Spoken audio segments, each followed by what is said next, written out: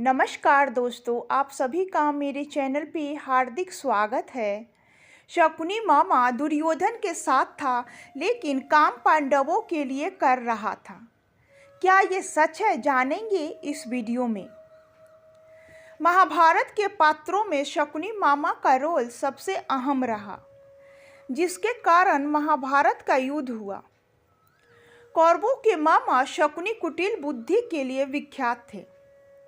छल कपट, प्रतिशोध और दुष्ट कृत्यों में माहिर शकुनी मामा युद्ध के अंत तक कौरवों के साथ रहे।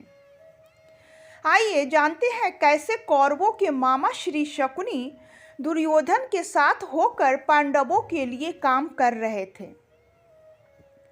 प्रतिशोध की आग में जल रहे शकुनी ने पांडवों और कौरवों के बीच भी प्रतिशोध की ऐसी आग लगाई, जिसके आखिर में वह खुद भी जलकर खत्म हो गया। पांडवों के विनाश के लिए शकुनी की चली चाल में वह स्वयं भी नष्ट हो गया। यही कारण है कि महाभारत की कहानी कौरवों और पांडवों के इर्द गिर्द जितनी घूमती है, उतनी ही शकुनी मामा के आसपास भी घूमती है।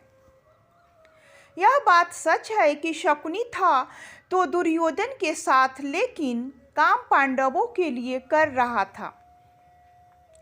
यह काम था पांडवों के विनाश का। शकुनी पांडवों के विनाश के लिए कौरवों को पग पग तैयार कर रहा था, लेकिन शकुनी के मन में कौरवों के लिए भी बदले की भावना थी। इसका कारण यह था कि धृतराष्ट्र, शकुनी के जीजा, ने शकुनी के पूरे परिवार को कारागार में डाल दिया था और पूरे परिवार को केवल एक समय मुट्ठी भर अनाज दिया जाता था।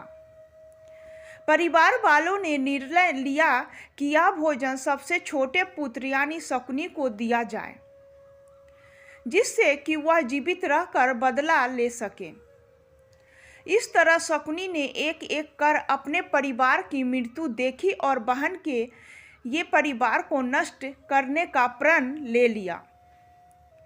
सभी परिवार की मृत्यु हो जाने के बाद शकुनी ही आखिर में जीवित बचा। दुर्योधन ने पिता से विनती की कि उसे माफ कर दिया जाए और जेल से बाहर निकाला जाए। जेल से बाहर आकर शकुनी ने सबका विश्वास जीत लिया। बाद में दुर्योधन ने शकुनी को अपना मंत्री भी नियुक्त कर दिया।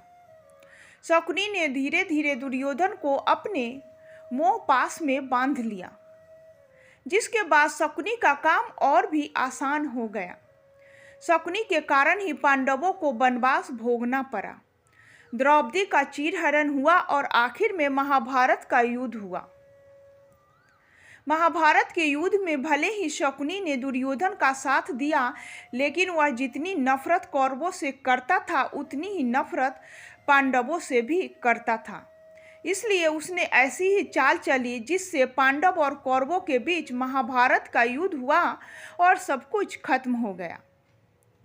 इसके साथ ही दोस्तों, वीडियो यहीं पे समाप्त होती है। उम्मीद करती हूँ कथा अच्छी लगी होगी और कुछ जानकारी प्राप्त हुई होगी। तो मेरे चैनल को लाइक, शेयर, सब्सक्राइब करना न भूलिएगा। धन्यवाद।